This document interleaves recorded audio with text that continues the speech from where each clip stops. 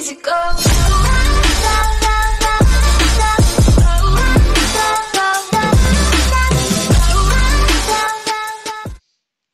What's up, everybody? Henry from Fun Game Reviews. How you guys all doing out there? I hope you all are doing fine.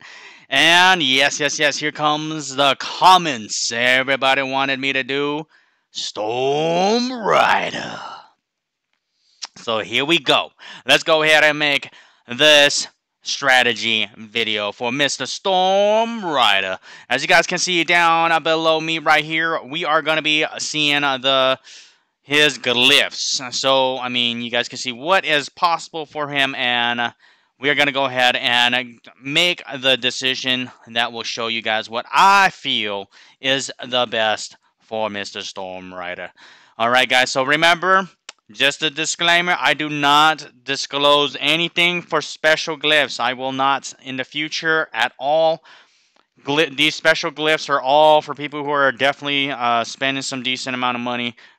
So for the general population, I'm only covering these reds. Okay, that is it. All right, so first things first. The first thing on the list is an upside down triangle. So let's go ahead and see. We got two positions for that. So let's go ahead. We're gonna go for a maximum damage. I mean, you guys know Storm Rider is definitely a DPS person. He's all about that damage. All right, guys. So let's go ahead and let's do this. So for the triangle, I'm gonna go ahead and say the first one will be heroic strength, and then the second one will be heroic might. As you guys do know, going back to Mr. Storm Rider himself, his skill damage, I mean, this is all based on attack damage, okay? Whatever he does is attack damage. So you want to focus on attack damage type items if at all possible, or attack. So I mean, hero attack, hero damage. I mean, you can do heavy swings. Heavy swings and heroic strength are probably the best two for Mr. Storm Rider here. I mean, you can do skill damage. You can do hero damage as well. Technically, these four are good, but you want to focus on heavy swings and heroic strength the most, just because it gives you attack damage, because his skill states attack damage, okay, guys?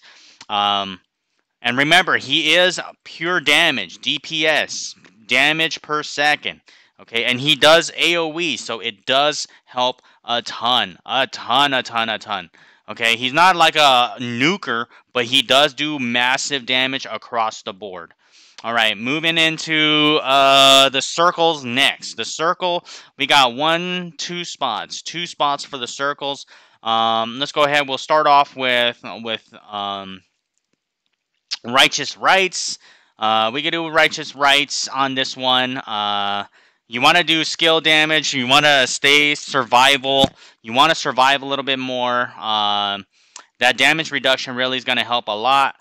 Let's see. Hero damage reduction. You can definitely take advantage of this one. So heroic guard, righteous rights. You could probably do obstinated, but you know what? Like, I don't personally use a lot of dodge on Storm Rider. I mean, dodge could come in handy, but I think dodge isn't as like required for Storm Rider, because you want to kind of focus more on just that damage reduction overall. You can probably also use Pavis if you wanted to really have that survivability. But yeah, hero damage reduction, hero skill damage reduction. These two would be really good together. But you can actually do skill damage reduction too. Skill damage reduction is also really good. So if you were going to use them in pairs, I would say Heroic Guard, Righteous Rights, or you can do Pavis and Heroic Resilience. Like, these two together would be probably okay too. Okay? And those are for the squares. So I gave you guys 4 options, and I told you guys the pairs on which two you should use together. Alright? Next is the square. The square. We got one spot for the square.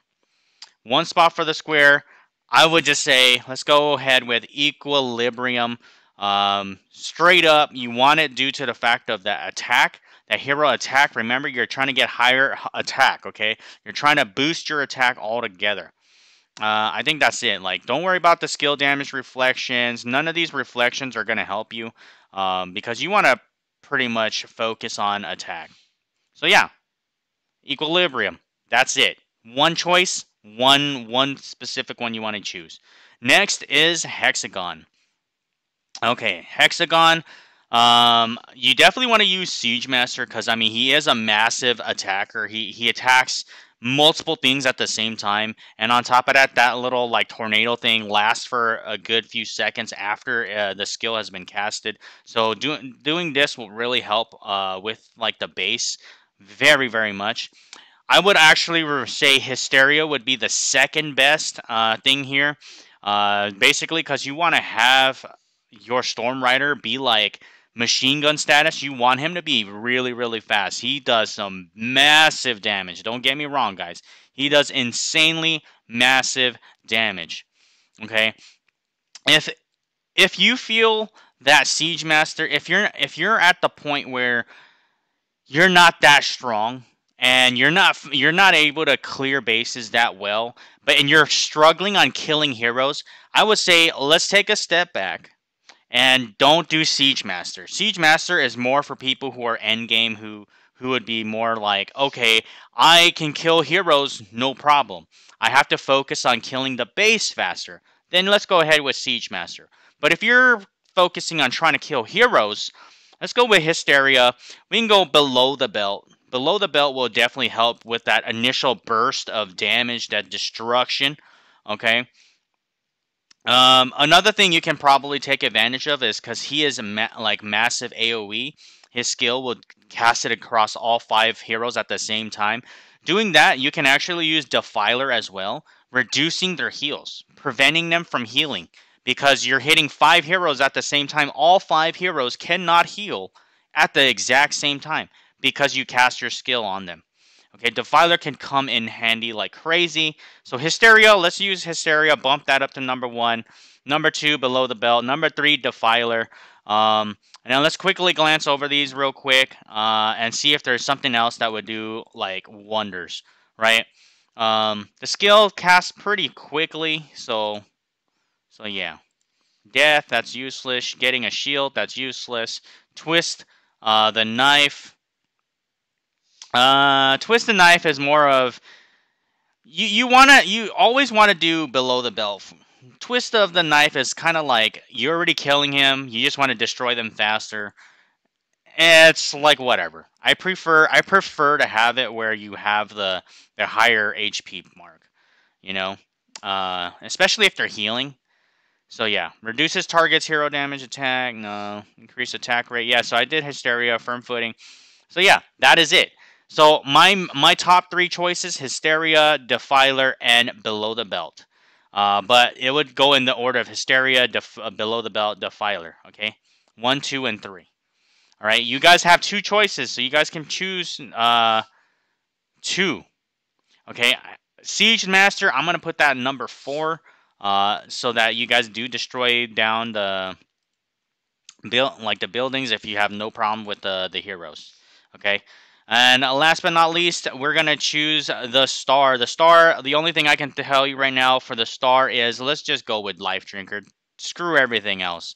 Everything else is useless. Life Drinker, you want to have your Storm Rider stay alive for as long as possible. You want it to literally stay alive forever. The faster you attack, the more it heals, all that good stuff. It will self-sustain. You don't need to have any healers around Storm Rider, and you would just dominate people. Just straight dominate people. Alright? So, that's pretty much it for this video. I hope you guys definitely enjoyed. Don't forget, hit that like, subscribe, share, and become my monthly subscription donator. I would appreciate it so that this channel can continue to grow. Other than that, peace out. Hope you guys enjoyed. Bye-bye.